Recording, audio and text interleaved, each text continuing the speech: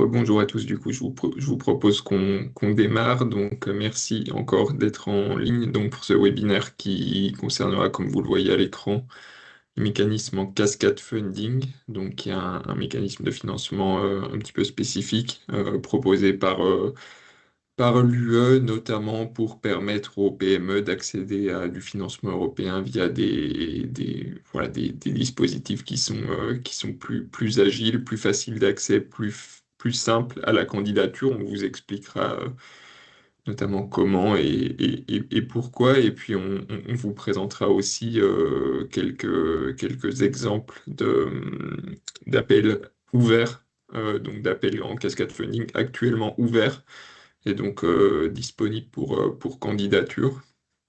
Donc on en a sélectionné 5, voilà, dont un qui implique directement le pôle Next Move.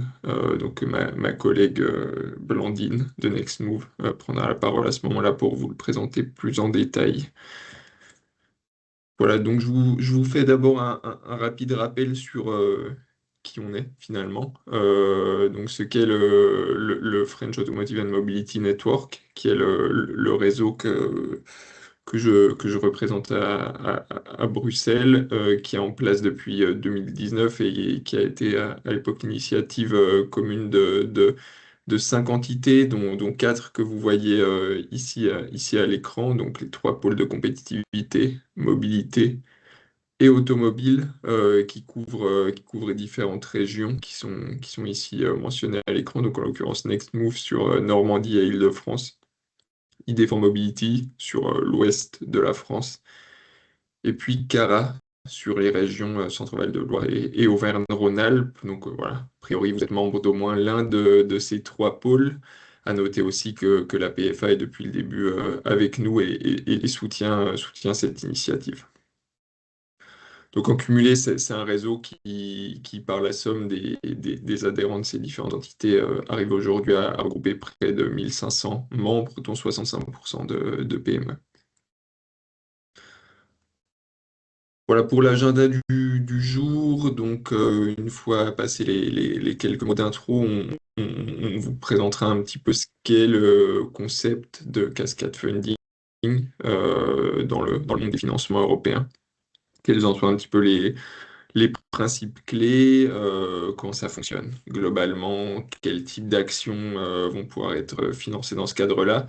Et puis on vous montrera aussi comment trouver ces opportunités-là, qui sont publiques, mais qui ne sont pas toujours si évidentes que ça à trouver.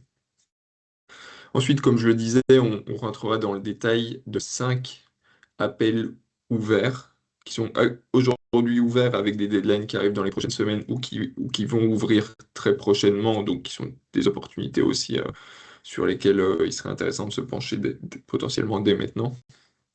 Donc 4 que je m'occuperai de vous présenter, et puis un cinquième qui implique, comme je l'ai dit, le pôle Next Move et qui sera présenté par Blandine. Et puis ensuite, on prendra un temps conséquent pour prendre vos éventuelles questions. C'est réservé 1 heure aujourd'hui, mais voilà. Si ça dure un peu moins longtemps, c'est pas très grave non plus. Ce qui est important pour nous, c'est d'être certain d'avoir le temps de prendre toutes vos questions et de les traiter.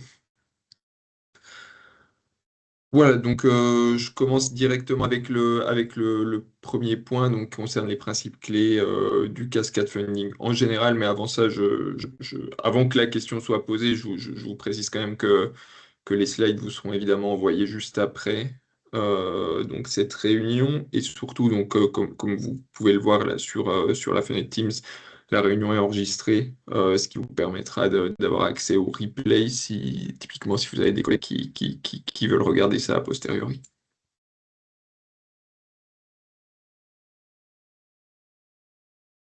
Voilà, donc le cascade funding, qu'est-ce que c'est? Donc qu'on retrouve parfois appelé FSTP ou Financial Support to Third Parties. Donc voilà, c'est un instrument de financement, comme je le disais, indirect. Donc c'est du financement européen indirect qui permettent à des projets qui sont financés de façon directe par l'UE. Donc ça peut être des projets Horizon Europe classiques, ça peut être des projets Digital Europe, ça peut être d'autres programmes, typiquement des programmes de type Eurocluster, qui sont des programmes qui financent les activités des pôles de compétitivité en France et en Europe, de redistribuer donc une partie de ce financement. Donc par exemple, si un de ces projets Horizon Europe, un projet européen conséquent avec des partenaires qui viennent de toute l'Europe, reçoit par exemple, disons, 10 millions d'euros de financement pour l'entièreté de la durée du projet, 6 millions d'euros sur ces 10 millions d'euros vont être alloués à du FSTP, du Cascade Funding, et donc vont être distribués via des appels à projets qui vont être préparés, organisés et ouverts par les partenaires du projet et auxquels des PME, donc que ce soit des PME qui proviennent directement des pays, des partenaires du projet ou même plus largement de toute l'Europe, vont pouvoir candidater pour obtenir donc une petite partie du financement qui est donc alloué à ce cascade funding. Donc comme vous pouvez le comprendre, donc il s'agit d'un outil un petit peu cycle court. Donc l'idée étant de pouvoir aller plus vite dans l'adoption, la validation ou l'intégration de solutions innovantes, donc sur un sujet précis, en impliquant typiquement des PME innovantes qui auront plus de facilité à implémenter leurs innovations dans ce cadre-là qu'en étant pleinement partenaire d'un plus gros projet avec typiquement toute la lourdeur administrative que ça peut engendrer. Donc voilà, le cascade funding, dans la logique de la Commission européenne, ça va se situer finalement entre deux briques, entre la brique vraiment R&D collaborative, donc c'est tout le propos des projets classiques Horizon Europe, donc les RIA ou les IA, si vous êtes familier de ces instruments, qui c'est des actions donc, qui, elles, vont financer purement du développement technologique, donc entre du TRL 3-4 jusqu'à du TRL 6, et la partie déploiement, investissement, la partie sur laquelle l'innovation va finalement déjà être suffisamment mature pour recevoir, pour s'autofinancer ou recevoir du financement privé. Donc finalement, entre ces deux moments, on a un petit peu un gap, et c'est ici que le cascade funding intervient pour faire un petit peu pour faire un petit peu le pont entre, comme je l'ai dit, entre ces deux moments. Donc du coup, on va financer des innovations dans ce cadre-là qui vont, en général, mais encore une fois, et je vais souvent le répéter peut-être aujourd'hui, voilà, c'est vraiment, je présente ici des généralités, mais au cas par cas, euh, appel par appel, projet par projet, ça peut évidemment varier, mais en règle générale, c'est des financements sur des actions d'innovation entre TRL 6 et TRL 8 pour financer typiquement des phases de validation, de démonstration, mais voilà, plus petite échelle, puisque en termes de niveau de financement, je veux dire, après, c'est des petits tickets. Voilà, des phases d'intégration ou d'adoption de l'innovation technologique adressée dans le cadre du projet. Et comme je l'ai dit, des cycles courts, voilà, souvent pour les projets européens classiques, les instruments de financement de l'UE plus classiques, voilà, ce qui est parfois reproché aux plus petites structures, c'est aussi le temps long dans lequel on doit évoluer entre la phase de préparation de la proposition, la phase de construction du consortium, de réponse à l'appel à projet et, dans le meilleur des cas, de préparation du grant agreement et ensuite lancement du projet qui va durer au moins 3 ans, parfois même 4 ou 5. C'est finalement un temps assez long. Là, ici, c'est beaucoup plus agile. L'idée, c'est que tout soit fait entre le jour où vous identifiez cette opportunité de financement et vous décidez de candidater, et le jour où le petit projet financé s'achève, il peut se passer moins d'un an, finalement. Là, ici, 3 à 9 mois. 3 mois, ça va plutôt être entre le moment où vous candidatez et le moment où vous recevez la réponse et vous démarrez le projet. Mais 9 à 12 mois, ça peut être typiquement la durée totale du cycle.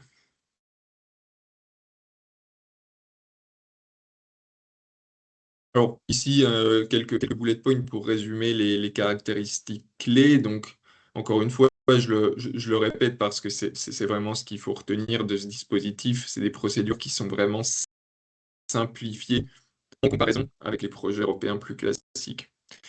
Donc avec des dossiers qui sont pour des délais d'évaluation qui sont considérablement réduits. Et en tout cas, c'est le but et c'est ce qu'on attend des partenaires des projets qui ouvrent ces appels en cascade funding. Et une contractualisation aussi qui doit être plus rapide. Donc comme je l'ai dit, dans la plupart des cas, quelques semaines suffisent entre le dépôt et le démarrage du projet. Mais évidemment, la contrepartie, entre guillemets, de toute cette agilité, c'est les montants que vous allez pouvoir espérer recevoir, qui vont du coup être beaucoup plus limités que les projets européens classiques. Donc alors, c'est des fourchettes assez amples, hein, finalement, ça dépend vraiment, projet par projet, appel par appel. Mais voilà, ça peut être entre 10 000 euros ou quelques dizaines de milliers d'euros jusqu'à 100 000 euros ou grand maximum quelques centaines de milliers d'euros pour des projets assez courts, encore une fois, et qui vont être distribués sous forme de lump sum, ce qui veut dire que, voilà, encore une fois, en comparaison avec les projets européens classiques dans lesquels vous reportez à la Commission européenne vos coûts réels et la Commission européenne vous rembourse, alors soit à 100%, soit un petit peu moins selon les programmes. Ici, vous avez un financement qui va tomber sous forme de lump sum. Donc, c'est un montant qui va être prédéfini à l'avance. Donc, par exemple, si c'est 100 000 euros, au moment du dépôt de la proposition de projet, vous allez annoncer avoir besoin de 100 000 euros, vous allez recevoir 100 000 euros. Il n'y aura pas de différence sur la base des coûts réels qui seront engendrés par le projet. Il n'y aura pas du coup de reporting particulier à faire de ces coûts-là. Voilà. Donc des projets entre 3 et 9 mois, ce qui implique tout de même du coup, au moment de l'idée de proposer un projet sur un de ces appels-là, une, une maturité initiale relativement importante, évidemment, pour être prêt à démarrer immédiatement et surtout être prêt à atteindre les résultats annoncés en l'espace de quelques mois seulement. Donc en fait, il faut que ce soit des projets d'innovation assez simples, que vous ayez vraiment une idée très précise de ce vers quoi vous allez aller et que vous soyez vraiment certain d'être capable d'atteindre les résultats qui peuvent être ambitieux, mais voilà, dans une certaine limite. Il faut que ce soit réaliste avec évidemment avec le cycle court que vous serez contraint de respecter. Voilà. Et puis en termes de format de participation, évidemment, une autre grande complexité des projets européens, en tout cas un retour qu'on entend souvent des plus petites structures type PME, c'est évidemment la complexité que représente le fait de construire un consortium ou de s'intégrer à un consortium. Ici, dans la plupart des cas, dans 90% des cas de figure, la forme de participation, c'est monobénéficiaire, une PME seule est capable d'y aller, en tout cas est éligible seule. Et dans certains cas, en l'occurrence, parmi les calls que je vais vous présenter après, dans certains cas, vous avez besoin d'un partenaire ou deux, mais dans ces cas de figure-là, en fait, c'est justifié, c'est expliqué, il y a une logique derrière, et en général, c'est deux partenaires ou trois partenaires, mais voilà, c'est pour des raisons précises qui sont propres aux attentes de l'appel. Mais en tout cas, dans aucun cas de figure, il y a besoin de construire un grand consortium de 10 partenaires ou plus. Voilà. Et en termes de type d'action financée, ici quelques exemples d'actions qui vont être financées par le cascade funding de façon récurrente.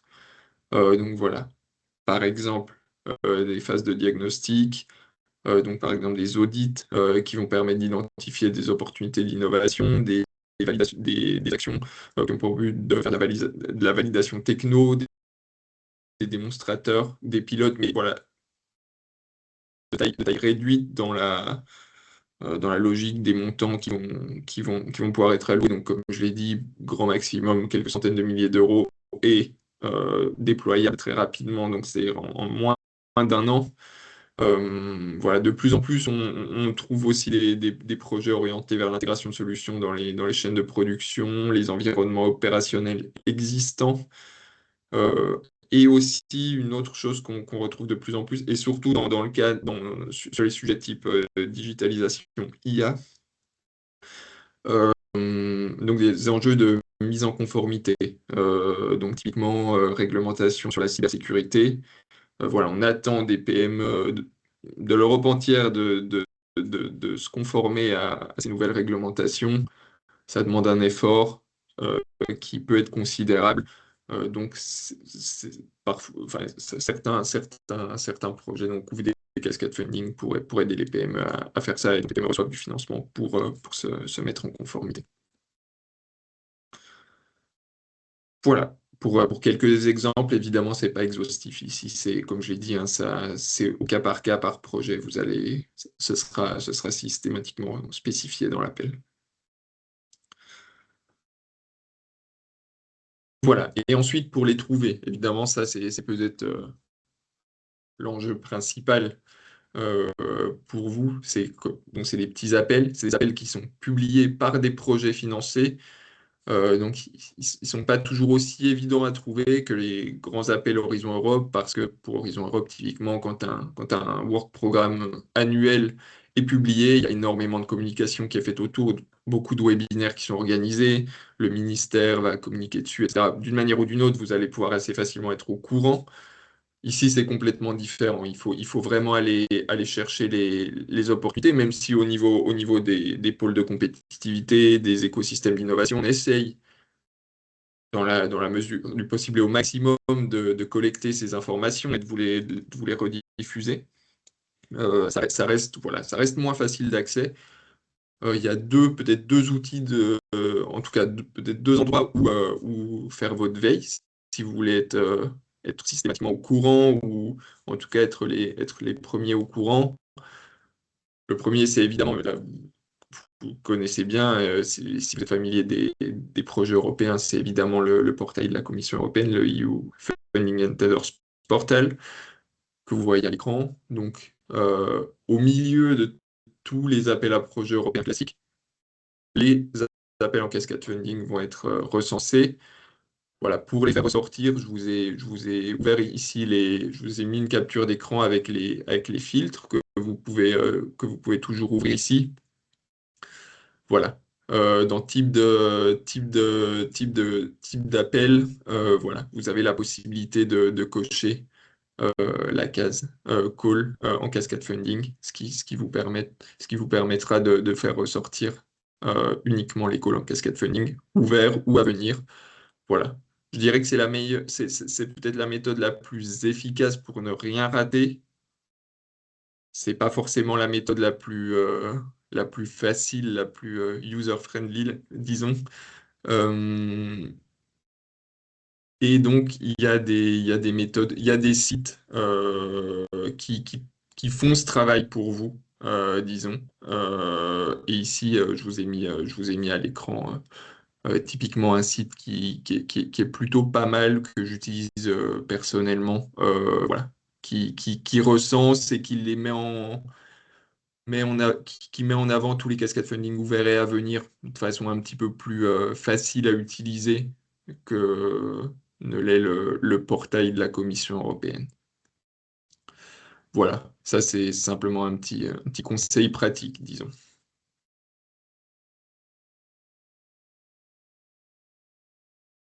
Voilà, donc pour les éléments généraux, j'en ai terminé. N'hésitez pas à m'interrompre si vous avez des questions, évidemment. N'hésitez pas non plus à écrire dans le chat que j'essaye de regarder en même temps. Voilà, s'il n'y a pas de questions à ce stade, je passe directement aux détails donc des appels en cascade funding actuellement ouverts. Donc, comme je l'ai dit, j'en présenterai quatre. Ma collègue Blandine en présentera un. Donc le premier dont je voulais vous parler aujourd'hui, donc c'est un appel en cascade funding donc qui est ouvert dans le cadre du projet Citadel, dont l'objectif est de valider donc des technos de sécurité avancée en intelligence artificielle, IoT, cybersécurité et photonique. Voilà, dans des environnements réels ou quasi réels. Voilà. L'idée ici, c'est de mettre le focus sur la sécurité, les infrastructures critiques, la résilience et la protection des infrastructures critiques. Donc voilà, toute solution technologique ou innovation qui a pour impact de permettre une meilleure sécurisation de tout un tas d'infrastructures considérées comme critiques. Elles sont listées dans l'appel à projet, voilà, dont je vous mettrai le lien parce que j'ai l'impression qu'il n'est pas sur la slide. Voilà, pourra être éligible. Alors, il y a un fort accent aussi cybersécurité qui est important ici. Donc en termes d'attendu, en termes de résultats, donc un prototype existant, voilà, un cas d'usage réel avec implication d'un end user, voilà. Ici, typiquement, donc c'est ce que je vous mentionnais juste avant. Il y a un consortium qui devrait être formé, euh, mais il s'agira que de deux partenaires. Donc, en l'occurrence, une PME qui sera positionnée en tant que solution provider. Donc, voilà, qui apportera l'innovation, la techno, et puis un end user. Donc, typiquement, ça peut être public ou privé. Côté demande, donc typiquement, selon l'infrastructure critique que vous allez adresser, ça peut, ça sera en général donc l'entité qui détient cette infrastructure. Ici, TRL6, 7 ou plus, donc dans la fourchette que j'annonçais tout à l'heure.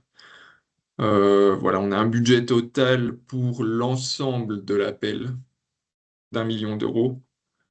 Et par projet, chaque projet lauréat recevra 60 000 euros pour mettre en place son projet, qui devra durer 9 mois, donc pareil, dans la fourchette que j'annonçais tout à l'heure. Et seulement 80% des coûts seront financés ici.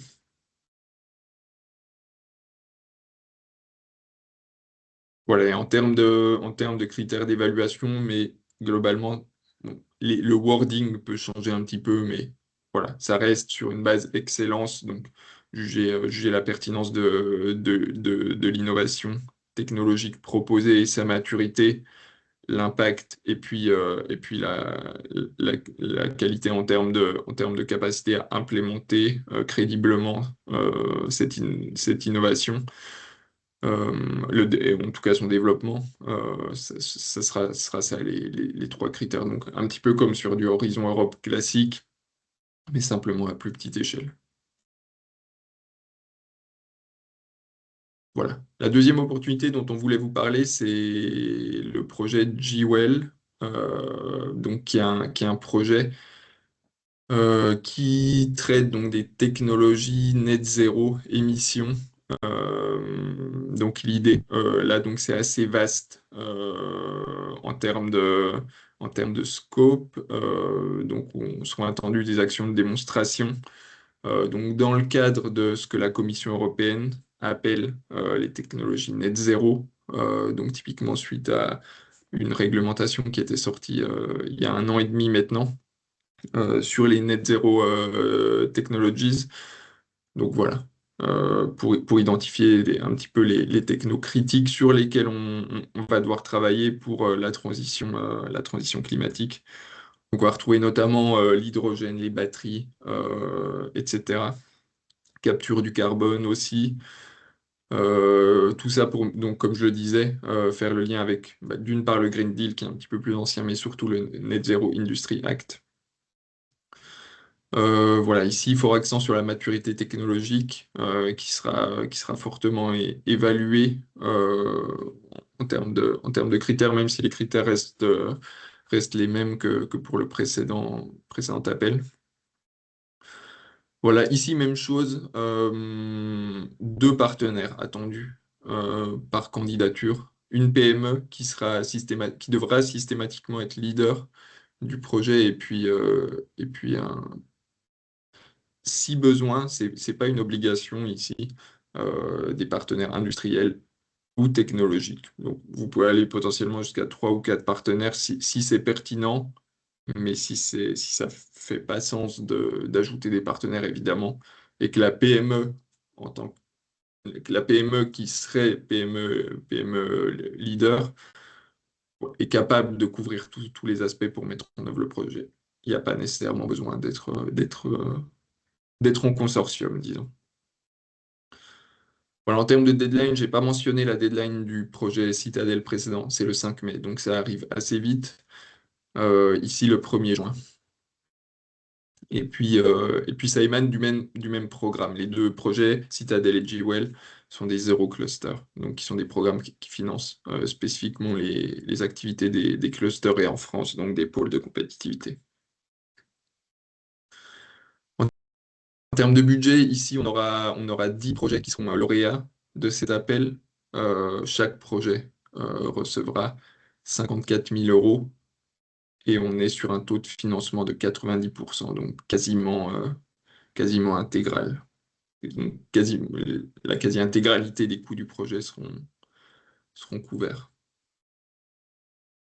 À noter en termes de consortium, donc le consortium GWEL, voilà, il intègre un certain nombre de partenaires, dont un partenaire français, donc le pôle SIM, qui est un pôle, si je ne me trompe pas, un pôle manufacturing, et un pôle belge qui est en lead, donc qui coordonne ce projet, sauf erreur de ma part, et je vous ai mis les contacts donc des interlocuteurs. Côté Belgique, donc du pôle Mécatech, voilà, côté Belgique francophone.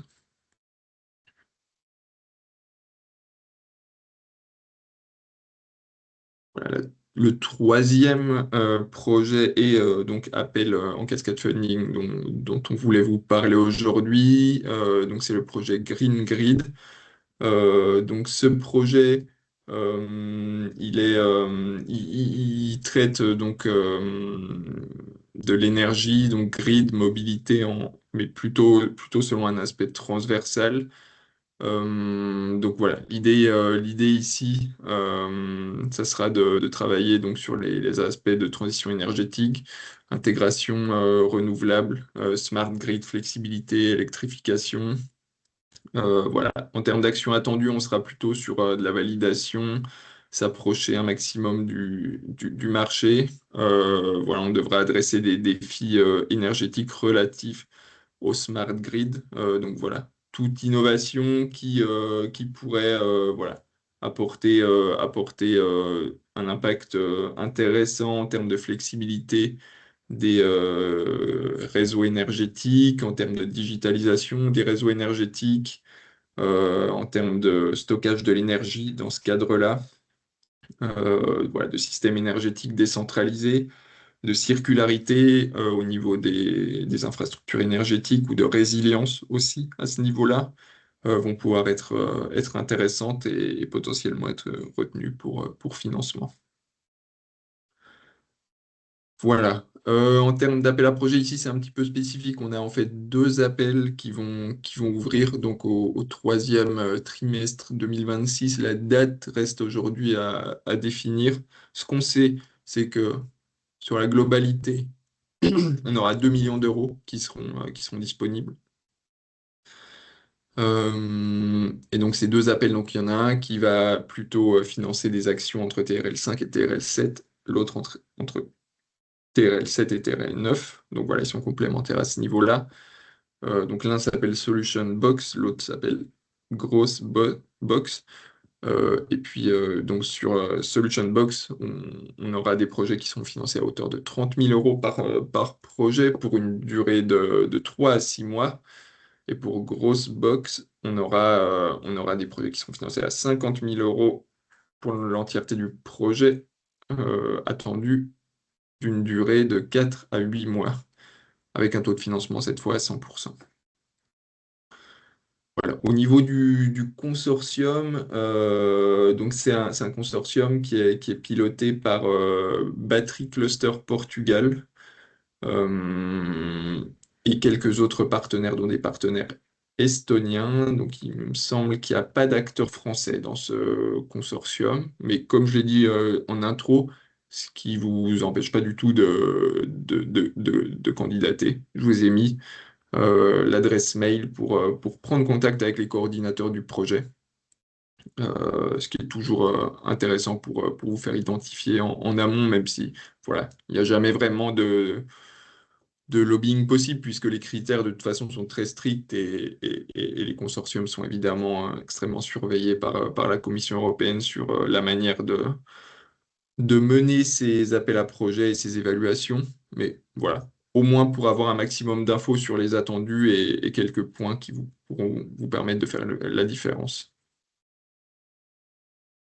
Voilà, et enfin le quatrième projet dont on voulait vous parler, c'est le projet Secure, voilà, qui est un projet purement cybersécurité qui a vocation à toucher quasiment toutes les industries, mais notamment l'industrie automobile et les industries du manufacturing au sens plus large. L'idée ici, ça fait écho avec un exemple que je donnais plus tôt, c'est d'aider les PME à se conformer au récent Cyber Resilience Act, donc une réglementation européenne euh, qui impose aux entreprises européennes de se conformer à tout un tas de pratiques en termes de cybersécurité.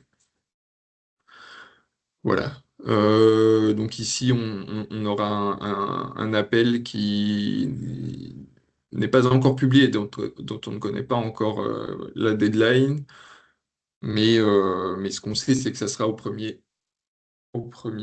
c'est une deadline qui tombera donc au premier trimestre 2027. Voilà, ici un petit peu moins de taux de financement, on sera sur 50% de taux de financement, des tickets à 30 000 euros par projet, 5 millions d'euros sur la globalité de l'appel disponible, donc voilà, des TRL entre 5 et 8, et des projets entre 3 et 6 mois. Voilà.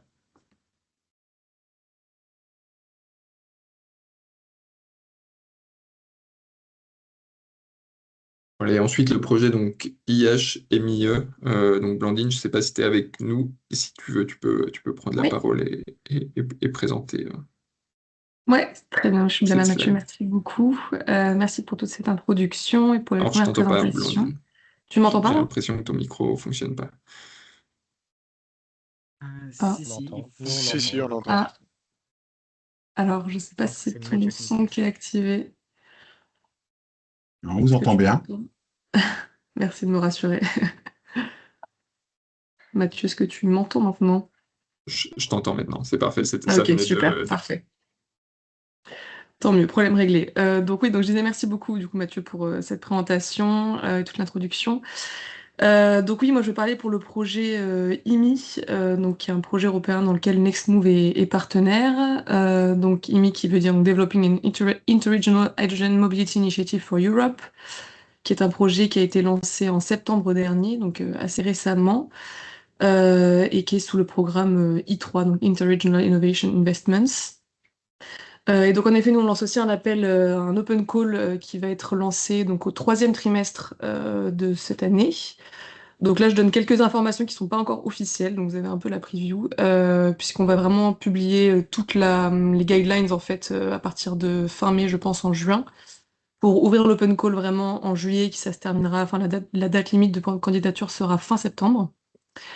Et donc voilà, l'objectif global du projet, c'est vraiment de renforcer la chaîne de valeur de la mobilité hydrogène en Europe. Donc c'est vraiment un focus voilà, hydrogène du projet, mais qui reste très général puisque c'est quand même la mobilité voilà, de manière générale. Les bénéficiaires cibles pour cet appel sont les PME et les startups. Et il est possible de répondre soit en monobénéficiaire ou en consortium à cet open call. Donc voilà, quand on dit consortium, c'est vraiment un ou deux, enfin plutôt deux ou trois partenaires, mais idéalement plutôt deux.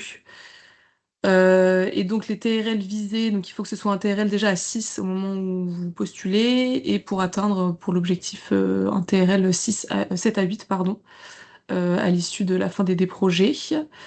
Et donc pour le budget par projet, c'est plus un budget par PME à vrai dire qu'on a. On a 60 cas par PME, donc à noter que si vous répondez à cet appel à plusieurs, vous pouvez avoir la possibilité d'avoir jusqu'à 60 000 chacun. Voilà, c'est pas un budget par projet, mais bien par PME, je vous le ressouligne. Et donc avec un budget total de 1,8 million, donc à peu près une trentaine de PME qui devraient être financées. Le taux de financement est de 100%. Il y aura peut-être quelques règles, mais globalement, voilà, ça reste 100% des projets qui sont financés. Et donc, les durées des projets est de 12 mois. À noter aussi que c'est un programme d'accompagnement que le projet IMI propose.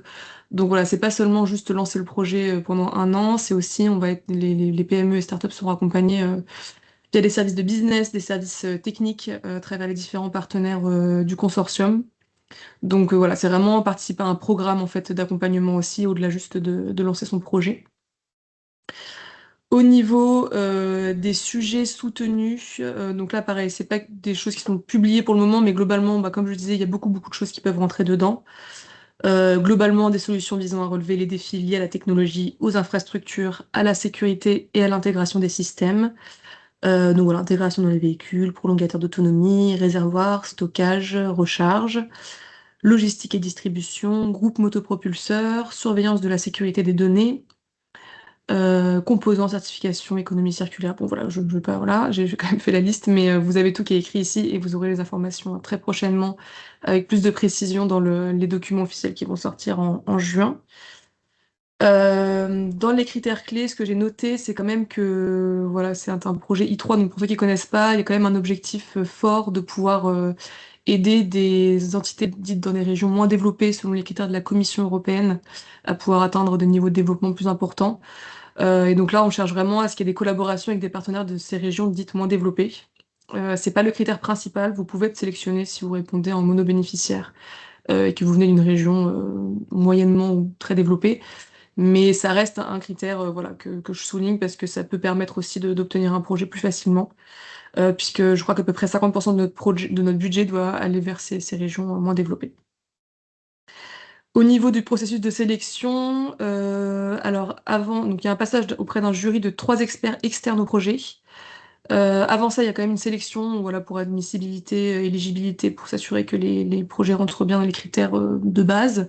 Justement, après, il y a ce passage auprès d'un jury de 3 experts qui font une évaluation chacun, indépendante. Et après, il y a un jury day qui va se dérouler, où justement les jurys pourront évaluer entre eux et voilà, revenir un peu sur les notes qui ont été établies et pouvoir choisir selon les critères qui sont importants pour nous, à savoir justement ce que je disais, principalement aussi d'où viennent aussi les projets. Voilà, n'hésitez pas à me contacter si vous avez des questions. J'ai mis mon mail dans la slide. J'ai vu qu'il y avait une question en parallèle. Ouais, tout à fait. Il y a une question sur les régions moins développées, donc effectivement sur le site de la Commission européenne. Et Blandine, tu n'hésites pas à corriger si je me trompe, mais il me semble que voilà, les Less Developed Regions sont recensés. Et c'est un critère commun, même selon les différents programmes, etc. Ouais, tout à fait. Je sais qu'en France, je suis pas certaine qu'il y ait des régions moins développées, mais je vais peut-être une bêtise. En tout cas, je sais que pour ce qui est Normandie-Île-de-France, Normandie, par exemple, pour un ex-mot qui travaille sur ces deux régions, l'Île-de-France est une région plus développée, la Normandie est une région moderate. Je pense qu'en France, on a aucune, voire très peu de régions pas développées. Ce sont plutôt des régions, en tout cas, je vais parler pour le consortium de IMI, ça va être la Lettonie, la République tchèque, le Portugal, certaines régions en Espagne. Voilà. Mais oui, en effet, il y a des sites assez disponibles facilement, où on peut trouver cette liste-là.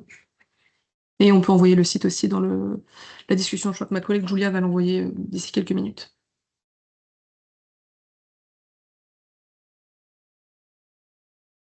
Parfait. Est-ce qu'il y a d'autres questions? Oui, Jean-Baptiste.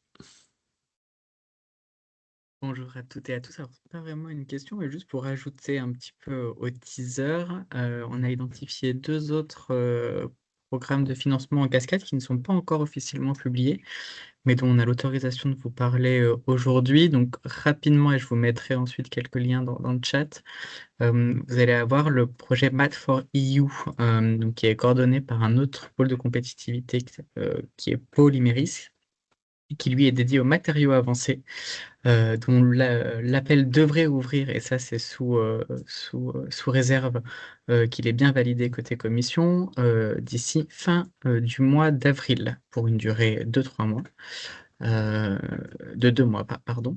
Là, vous allez pouvoir déposer des projets pour notamment le développement d'innovations sur les tests et validations dans le domaine des matériaux avancés.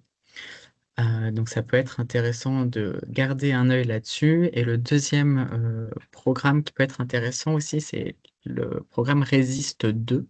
2 parce que c'est la suite d'un programme qui a déjà existé sur les 3 années précédentes, qui lui est dédié à la mobilité pour le coup et des technologies net zéro, donc, que vous retrouvez un peu dans d'autres appels.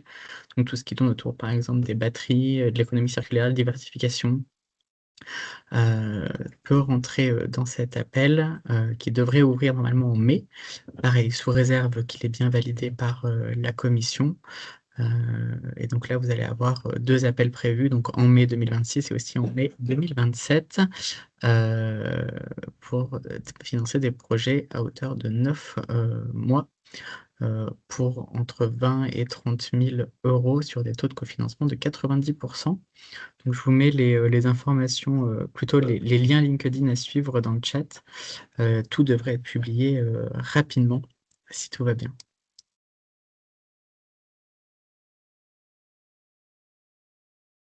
Merci beaucoup Jean-Baptiste pour le complément.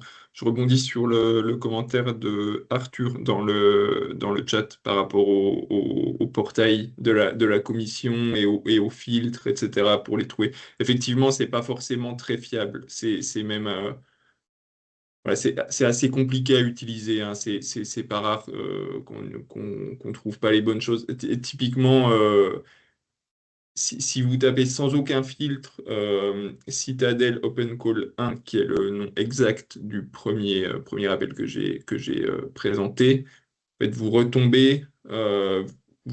allez retomber sur donc cet appel sur le portail. Et il est bien, je vais vous partager mon écran, comme ça vous allez voir.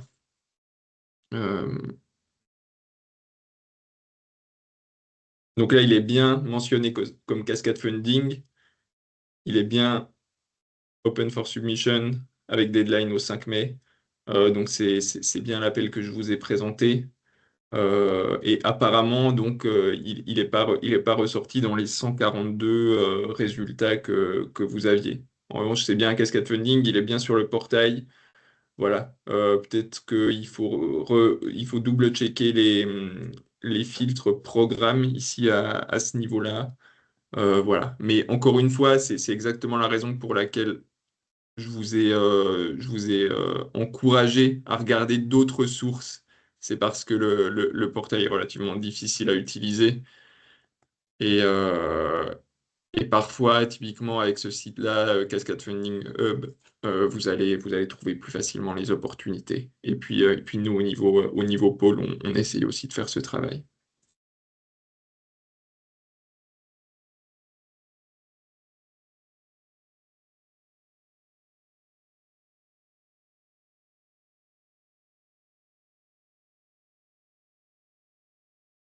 Est-ce qu'il y a d'autres questions ou commentaires?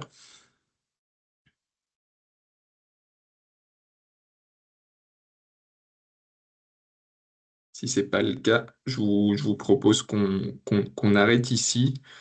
Donc voilà, merci à tous pour votre participation. Merci aussi à Blandine pour l'intervention. Merci aussi à Jean-Baptiste pour le complément d'infos. Voilà, comme je l'ai dit, on vous envoie les slides juste après. On vous mettra aussi tous nos contacts, donc mon adresse mail et puis mes collègues des pôles, évidemment, pour d'éventuelles questions que vous pourriez avoir plus tard. Et on restera à votre dispo pour y répondre. Merci à tous et bon après-midi.